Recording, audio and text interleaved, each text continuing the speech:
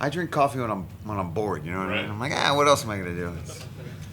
Before we talk about this week's card, we're still all kind of soaking in UFC 253, and I wanted to get your analysis on it because I think we're all trying to figure out is Israel Adesanya, did he just look that good, or did Paulo Costa have an off night or a bad game plan? Like, what exactly did we see there? Well, I think he looked that good because he had such a smart approach to it. He chopped those legs down so well. I mean, if you were in that arena to really feel those leg kicks, I mean, that'll stifle anybody's game plan. So I think that threw Costa off, and then he never got started. I think his game plan was to go out and kind of mess with him a little bit, but the whole time he was getting chopped, and he even admitted it afterwards to his coaches how badly his leg was hurting. And then from there, once Izzy's got you hurt for a second, he's just going to capitalize on it. But I also think, it was a little bit of, okay, let's go get him, man. This is what you do, the eraser. You go after people. You overwhelm them with your strikes, and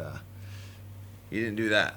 Yeah, I think that's what I think most people were excited about was like aggression and power. So I guess if you're trying to put a game plan together over what you think it would take to beat Adesanya, is that aggression and that power the right thing, or what is somebody going to need to finally beat this guy? I mean, I think you have to look at what Gastelum did, right? I mean, we're talking about how he's picked apart all these people, but Gastelum at least put up one hell of a fight with him, busted him up, hurt him, and it was his aggression, getting in there, throwing punches, getting through that storm. You can't let him get comfortable for a second. And I know that's way easier said than done, right? Oh, just get in his face. Well, he's a good counter striker too. So if you just rush him, in a unsafe manner, he's going to clip you with his hands too, because he sits back.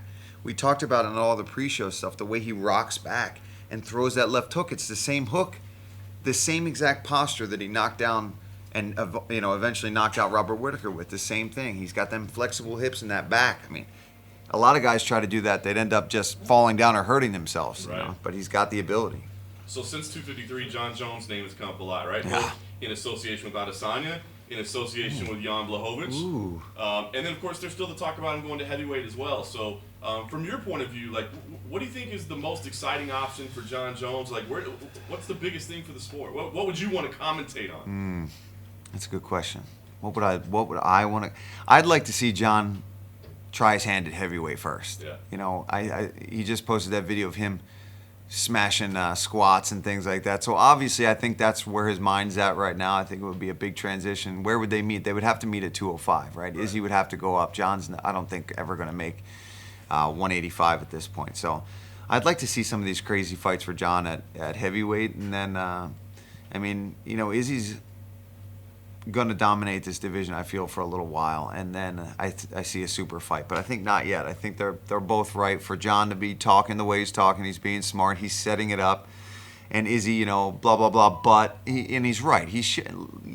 But now John Jones is coming to him a little bit, right? So the ball's kind of in Adesanya's court right now, which is good for him. Nice. Let's talk about this weekend's card. Holly Holm, Arena Aldana, obviously a big fight in that division. As you're starting to break this thing down and study the tape, like, what's most intriguing to you about this? Like, what's going to set the terms for how this plays out? My God, I think if Aldana can use that boxing, man, I think for that weight class, she's got some of the best power in that division. And Holly's just so tricky, such a veteran with the kicks. I expect her to use a lot of side kicks, keep her at range, throw head kicks, be sneaky, and mix in takedowns as well. I think we're going to see her really utilize her wrestling in this fight too. Because that left hook that she landed against... she just fought this weekend. Yeah, Vieta. I mean, you don't see those kind of knockouts that often, right, especially from punches, right? You see it from head kicks. Obviously, you put a shin upside in somebody's head, they're going to get knocked out. But to see just a beautiful step-in left hook, and she's got some of the sickest boxing in that division. Yeah, no doubt. Jermaine Durandame and Juliana Pena, another really intriguing fight there as well.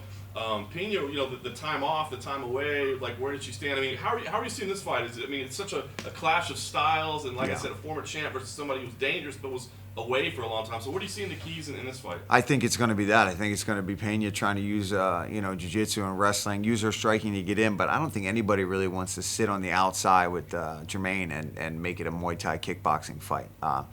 So I think it's really going to come down to where is the takedown defense of Jermaine at. We saw when she fought for the belt that she had some success in getting back up, but that's not enough to win a fight. Being able to get back up and then not score any damage doesn't do anything, right? So you've got to be able to get up and hurt your opponent and make them fear going back in and level changing on you. So I think it's going to really play out there is what happens when it goes to the ground and what happens in those times in between when Pena's trying to level changes. Can she use her knees? Can she kind of try to stifle those takedowns before she's in on the hips, right? A lot of times when people work on the wrestling defense, they start, okay, they're on my hips. What do I got to do here? I think for her, it's going to really be a prevention of not making a grappling match. Right. Any other names that are standing out for you, whether it be something you've seen on tape or or a discussion you've had? I mean, any other fights that may be under the radar? One of the fighters I really like is that Casey Kenny. I think is a really exciting kid to watch on this card, and he's got a great matchup. I think those guys are going to go at it, and it's going to be an all-out brawl for 3 rounds, in my opinion, and potentially one of the fight of the nights on that card. And anytime Carlos Condit is on the card, I don't care what his latest fights have been. The Natural Born Killer's fighting. I'm tuning in. I've been a fan since WEC. I've been a training partner and somebody that has experienced the training room with him many, many, many times. I've been head kicked by him and beat up by him for years. So, and Court McGee, one of the toughest guys, and just always brings it. Yeah. Oh, you ain't getting Court McGee out of there without one hell of a fight. So that's one that stood out when I was looking at the card again today. That yeah, I love that matchup. I know it's 2 veterans, but sometimes those fights end up being just an all-out bloodbath. Question. Last thing for me, I got to ask about you fighting. I mean, obviously, you temporarily retired, then said, heck with that. No, I'm still looking for fights. So what's the update right now? Man, I don't know. There's only a few names that I'd even be interested in coming back to fighting. It's the top guys. Hooker, Ferguson. Obviously, Michael Chandler's going to be coming here to Fight Island to be a backup, but hopefully that doesn't happen, right? I think we can all agree that we don't want that to happen. It's good that it's in place. God forbid something goes down, but that's a fight that I would like to come back for December or early next year. And right now, I'm basically a triathlete at this point in my life. I'm running every day, swimming every day, and biking every day. So I've already found my backup plan for when I do decide to officially retire. Is I plan on trying to do Ironman in my future. It's something that I can relate to the mindset of a fighter. I become I wouldn't say friends, but I haven't met the guy yet. But a triathlete from Canada, Lionel Sanders, is a guy I've been chatting back and forth with. So I can't just not do athletics. I can't do something because I've always trained. I've always done something. So. Right now, I'm just staying in great shape. I'm the lightest. I was 179 after a run the other day, which, to give you perspective, I'm not 179 normally until 10 days out from a fight. And that's if my weight's good, maybe 180. So to see that, I mean, that's after a hour and a half run, but still, the weight's down, and if those, featherweight maybe. Yeah, no way, no way. I'm sucked out of my mind when I hit 179. So there's no way. Actually, it kind of discourages me from. Oh shit! No wonder 55 is so hard. I can run for 2 hours straight and have low body fat, and I'm still barely breaking 180. Is there like a date you got to make this call by though? Is there like an expiration date where you go like, man, I'm either fighting or I'm not? No. I feel really healthy because I haven't stepped foot in an MMA gym in probably 2 months. I haven't grappled, I haven't sparred. I've been hitting a lot of pads and just doing tons of cardio. I think I need to get back into it. I need to start grappling and helping my teammates back home. But I look at some of these gym pictures, and I'm supposed to be doing all these commentary shows where I get COVID tested, several times over and over again, and then I look at the mat full of these young kids, and there's like 30 kids on the mat, and I'm like, I see a problem all over this area right now. So I've just been trying to mentally push myself in the endurance department for the moment. Did the UFC come to you about Michael Chandler at all? Because I heard they were still trying to book him in a fight. No. Nope. Would you have accepted it if they did a couple of weeks ago? Well, I would have at least, I would have asked when the date was and talked to the team and figured out a training camp potentially. I've made it known that that's a fight I'd be interested in. I even texted Dana White when he first was talking to Chandler, saying, "Hey, if you need somebody to introduce him to the big show, then I'd be interested." And I have no disrespect towards Chandler. I think he's a great athlete, and I'm actually excited that he's over because that what if has always been there. And I'm glad that the UFC is doing that and being more interested and kind of reaching out to these other champions and bringing them over. It's having better guys. Who cares where they're from? If they're good, they're good. Let's have them compete against the best guys in the world. So Going back to Izzy versus Costa, Yeah. do you think, a lot of people saying, oh, Paulo didn't rush in like he did, he didn't go berserker, but do you think there's an element of every time he went to go in, Izzy fainted and he bit, Oh, yeah. he bit on every feint that Izzy threw, basically? yeah, that's why I said first and foremost, I think it was all Adesanya's he's such a good striker, and all he's got to do is that, and you're like, oh fuck, what's he gonna, And then he started using his jab. After the leg kicks, the jab was there, and I knew that head kick was coming. It's easy for me to see it sitting on the outside analyzing it. But for Costa, you're worried about that leg, and then funk. He's lucky he didn't get knocked out with that head kick. It kind of glanced off the eyebrow and split him wide open. Imagine if that had kind of gone across the neck or the jaw. That would have been it right there.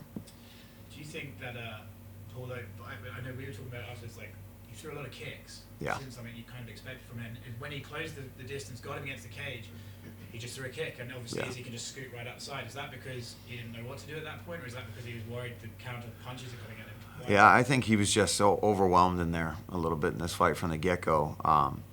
Especially when there's a lot of trash talk, there's a lot of hype behind it, and then you're finally in there, and it's time to seal the deal. It's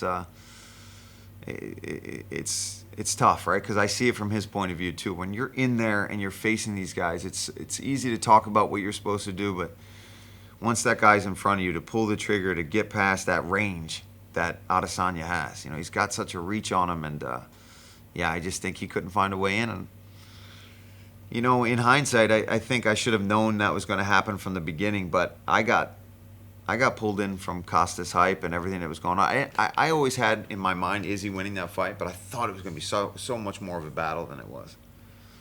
Is it fair to say, and I don't want to put this on Costa because Izzy's so good, but is it fair to say that, pretty young in his career, undefeated, and then he goes in there, suddenly, I'm fighting for the world title. There must be a moment where the pressure, you can either rise could see or it. you can choke, right? Yeah, you could see I it. felt he looked nervous coming in personally, but Yeah. do you think that's did that ever happen to you? Was there ever a fight where you got in there and the nerves suddenly hit you and you suddenly felt the arms and legs got heavy? Well, I would say the first round with Dan Hooker was definitely an example of that crowd getting to me. I didn't do anything except get punched in the face and kicked in the calf for the first 5 minutes of that fight, and then I kind of, in between rounds, I woke up, but he never really got that opportunity. You saw his corner trying to, get him alive in between the first and the second, but at that point, the damage I think was done. Do you think there's a possibility that Izzy's now showing where Costa's weak? So if you can set traps for him, strike for him, I'm thinking more a technical guy like Till, somebody who can be technical, you might be able to diffuse the bomb that's coming your way. Yeah, I think there's definitely some other guys in that division that would have a much better chance, especially Till, because he's much longer, he's taller, and he's a striker by heart, whereas Costa's a striker by heart, but it's more of that boxing style, attack the body. But to do that to a guy like Izzy, you're not getting in there to hit that liver. You're not getting in there to rip to the body and then come up to the head. He's not going to let you just do that. There was 1 second, like you're talking about, up against the fence where it's like, oh, that was his opportunity, and just never happened. I remember that's where we were like, oh, he closed the distance, and then nothing happened with it. Right, last one from me. If you're the UFC now, do you put Costa against the loser of Till Hermanson, the loser of Whittaker Cannonier, or against Kelvin Gastelum? I like that Kelvin Gastelum fight, now that you say that, just because I think that's a fight where he can display that striking style, and Kelvin, he'll go right in there and meet him with it, and we also might get to test that black belt that he's wearing around his waist if he fights Gastelum, because he will mix in his wrestling. He will take him down at some point. I like that fight. Yeah, man, he should be calling the UFC. Sean Shelby, watch out, man. Watch out.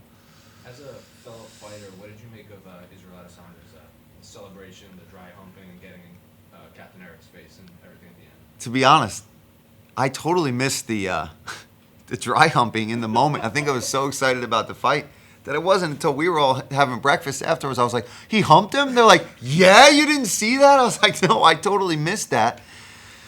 Listen, would I do it? No.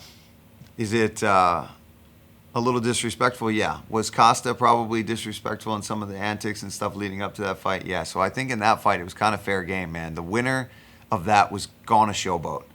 if Costa knocked him out cold in that first round, you don't think he'd have been running all over that cage doing something a little I don't know if he would have dry humped him, but he would have done something. Yeah. So I mean, yeah, it's not my style, but that's not my job to.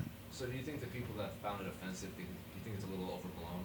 I think, well, don't get me started on what I think about the people sitting at home and their computers and what's this and yeah, I mean, not you guys. You guys are here. You're working. Your media outlets, but the Twitter fingers, man. Sure. I don't care what they think. Yeah. The last one, you don't have to give a prediction, but we lost obviously the Tony Habib fight, but I think a lot of people view Justin Gaethje as maybe Habib's just a tougher challenge in general. Yeah. Were you in that? Yeah, I am. Yeah, I think that wrestling, right? I think whoever is going to give Khabib the biggest challenge and really be able to maybe win has to have really solid wrestling. And I think if Justin wanted to, which we all know he's not going to do, if he wanted to wrestle back and maybe score his own takedowns, I think he could. And that's Chandler's defense, too, for if he had to step in there. It's like, look, I'm one of the few guys that I think I could take him down as well. And wouldn't that flip, everything on its head if he came out and just blast doubled Khabib? But he's not going to. He's not going to. Talk about the Twitter thing, the haters and all of that. I see that sometimes you go back and forth with some Yeah. things.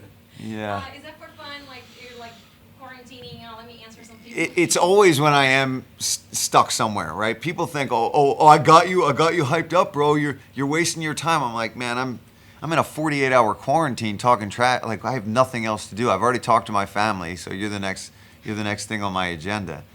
I do get carried away, and everyone that I love and that's close to me is like, stop doing it. You're just making, you're giving them shine that they don't need, and they're right. But I'm not old by any means, but I'm from the school of if you talk shit, you're going to get it talked back to you. I can't punch you in the face because if you said any of that to my face where nobody's looking, I'm punching you right in the face. It's just, it's how it would be. Some of the things that people have said to me, you would never come up to any of these athletes, not just me, but any of these guys, even the people attacking Adesanya. It's like, go one-on-one when you're staring up at that guy and tell him that, he's a disrespectful loser, non-martial artist. It's like, come on now. I hate it. Yeah, definitely Twitter makes people stronger and like braver. That's why they say all of that. Oh man, I know. I do have to stop, and I really am vowing to start responding more to my fans, like because I get a lot of love as well from people. It's not all trash talk out there, but I feel like I need to put those people in the place. So I apologize to the fans and the friends out there who are also trying to get my attention, and I'm wasting my time on the haters. So to all my fans out there, if this can get out there, I love you guys. Thank you so much for all the support. Didn't a fan once say to you like some shit? You said you wouldn't say that to my face, and then he said, "That's correct." Yeah? Oh, that went viral. Yeah, that was all over the place. That guy said the right thing at the right time. Where I was like, "You would never." He's like, "You're correct. You would kick my ass." That's why I'm saying it on Twitter. And I was like, "Fair enough." And yeah, it definitely blew up way more than I ever. I mean, all the meme pages, all these pages, all the kids are looking at these days. Yeah, it was everywhere. I was like, "Holy crap!" I didn't expect this to escalate. I'm gonna go back to what you said in the beginning about the Ironman. Are you interested in the full one or half? So, it's a good question because when I'm in my room right now, when I'm not studying for these fights, all I'm watching is triathletes training for Ironmans, the 70.3, the Olympic levels. I would probably start with an Olympic level just triathlon, which I could do, I think, next week if I had to. Like the swim's not that long. The swimming is by far where I need work. And I also need to get on the road with the bike more because I've been doing a lot of indoor training and things like that. But Zwift, you guys know the online platform Zwift. You probably guys have no idea what I'm talking about. But I'm getting into that, and I've got the guys from Wahoo, which they make heart monitors, they make bikes, they make the attachments for the bikes. They're actually dropping off a brand new bike trainer for me when I get back. The screens, the fans, they've like kind of hooked me up. But eventually I want to do a full one. I want to test that, but 112-mile bike and then off of the bike to run a marathon's a bit of a stretch for me right now. I'd have to absolutely put MMA in the back window before I could even think about doing something of that magnitude. So you think you're better at running? I think it would be. I'm decent at running. It's just I've got some nagging things that I'm trying to fix before I can start running marathon. But today I ran 7.5 today on the treadmill. I was outside on the streets. The one night I ran 9 miles, and that was absolutely death in this heat. I biked for 2 hours the other day on these crappy road bikes that they're running us. They're great for what they're for. Yeah. But if you're really trying to put in miles, then like I'm shifting my chain pop twice, so it's been Hill right here? Mine pops on the. on the hill trying to climb, and I'm trying to downshift, and it's like clang, clang, and my hands are covered in oil and grease. But yeah, I love it. So yeah, if these guys don't want to fight, I have no problem walking away from it, man. I made my run. I tried. With COVID and everything that's going on, making it even more complex and no fans, it's like if that sold out arena in Auckland, New Zealand had to be my last show, no problem. If it's not, no problem. But, you know, I'm making money. I'm not fat and happy. I'm lean and happy for a change. That was always the concern about when I was going to retire is what am I going to do for myself? Because I'm just going to be 300 pounds and not know what to do with myself. So I found my outlet. So now I can at least be like, all right, I know what I'm doing afterwards. Hey, Paul. Hey, How you doing, mate? I'm good. Good, How are good. you? I'm good, thank you. We're all good. So 8 years ago, you fought a gentleman named Karma Worthy. Yeah, Now, obviously, he's been recently signed to the UFC. right. What do you think to his evolution, and how do you think you pair up with him now? Oh man, well, to his evolution, I think he's just always been that guy that's goes out on his shield, as we've seen him do. He either goes out there and he's going to smack you around and make it exciting, or he's going to lose that same way. But I think he's kind of dialed things in and gotten a little sharper on the feet because he was a little reckless back in the day, especially when I fought him. But yeah, we were both, he was from Pittsburgh, I was from Philly. We were both kind of the young guns on the scene, only had a few fights each. And I mean, that was my fastest knockout. So he makes me look better every day. Every day he wins a fight, I'm like, yes, Kama, keep winning those fights. And obviously, if we matched up now, I mean, I still think I win that fight 100%. But yeah, hopefully that doesn't happen because that means I'm taking quite a few steps back. And I'm definitely not coming back for Kama Worthy. All respect to him, but yeah. But yeah, that's, forever ago. I think it was my third ever fight, third pro fight. Silenced that crowd pretty good that night. That was nice. I just wanted to get one more while I'm here. Yeah. I just wanted to get your expert opinion on the psychological effects going into a fight, knowing that it might be your last one. Like, if I was to go into it, take another fight, Yeah. I thought if I lost the Hooker fight, I knew that might be my last fight. I didn't say anything. I didn't make it a thing, and I didn't even tell my coaches. But Does that play on you though? Like before you go in, like does it affect like how you do fight? Do you know? What I'm it just made me want to leave it all in there, which I think is a good thing, right? But I'm not one of those guys that because it might be my last one, I'm thinking, you know, when the going gets tough in there, I'm like, I don't need this anymore. It was never like that. So, it's a fist fight to me. Like anytime I'm in there fighting, I'm never going to be like, oh, I'm done. So, it didn't really have any negative effects on me. If anything, I think it had positive effects to just make me push even harder. But yeah, it's a tricky situation. You know, you want to get ranked, you want to get as high in the rankings as possible, and then you realize it's tough to get fights. You know, it's tough to get what you want because everybody in the top 5, top 10, we all want the same thing. So I'm just finding that a bit of a challenge. I've been offered fights. I'm not going to lie. I've been offered fights where guys are ranked lower than me, and I said no. interesting. Thank you very much, mate. Thank you, man. Okay. Cool? Awesome. That's it, Thank sir. All right, thank you, guys. Thank you. Drink this coffee now. Found you some milk. I know. Thank you for that. Appreciate that.